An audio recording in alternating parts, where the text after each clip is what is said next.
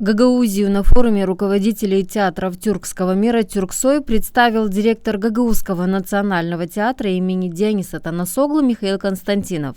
В рамках мероприятия он рассказал о работе Гагаузского национального театра, обозначил проблемы и предложения о дальнейшем развитии сотрудничества со странами-партнерами. Эти заседания проводятся для того, чтобы поднимать вопросы не только проблемы театров, но также и помогать друг другу, чтобы помогать с режиссерами, чтобы обмен режиссерами, сценографами, как вести современный драматический театр, и чтобы не отставать ногу, идти с другими театрами.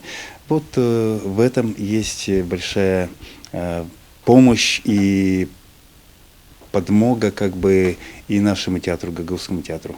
Форум является площадкой для выявления проблем в сфере театрального искусства. Театралы, сценаристы, режиссеры тюркского мира делятся опытом в постановках спектаклей. Пригласили с Баку, с Азербайджана режиссеров, которые поставили спектакль «Убей меня, голубчик» по пьесе Азиза Несина.